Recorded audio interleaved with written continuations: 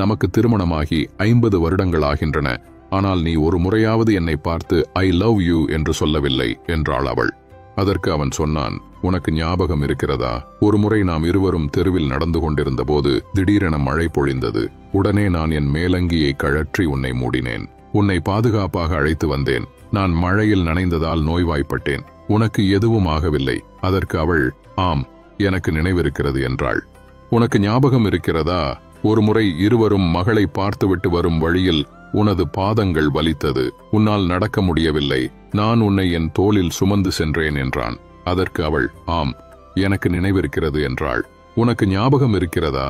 கண் மருத்துவரிடம் சென்றபோது எனக்கு கண் பார்வை மங்கப் போகிறது என்று மருத்துவர் சொல்ல, நான் பரவாயில்லை, எனக்கு வேறு 2 கண்கள் இருக்கின்றன, அதுதான் என் மனைவி, அவள்தான் என் கண்ணின் மணி என்றேன். அதற்கு அவள், ஆம், எனக்கு நினைவிருக்கிறது என்றாள். அதற்கு அவன், இவைகள் அன்பின் வடிவங்கள் இல்லையா என்றான். அதற்கு அவள், நிச்சயமாக நீ என்னை காதலிக்கிறாய் என்று எனக்கு தெரியும். ஆனால் அதனை சொல்லில் நான் கேட்க ஆசைப்படுகிறேன் என்றாள்.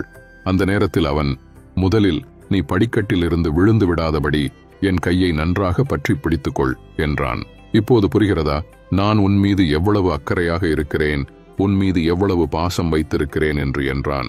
காதல் என்பது பெயர்ச்சொல் அல்ல, அது வினைச்சொல். காதல் என்பது வெறும் வார்த்தைகள் அல்ல, அது நடத்தைகள். காதலில் வார்த்தைகளை விட நடத்தைதான் மிக முக்கியம். வார்த்தைகளில் ஐ லவ் யூ சொல்லிக்கொண்டு தொடங்கிய எத்தனை பல தொடர்புகள் முதல் நடத்தையில் தோல்வி கண்டு முறிந்துவிட்டன. வார்த்தைகளில் மாத்திரமில்லாமல் நடத்தைகளிலும் தொடரும் காதல் மாத்திரம்தான் நீடுழி வாழும்.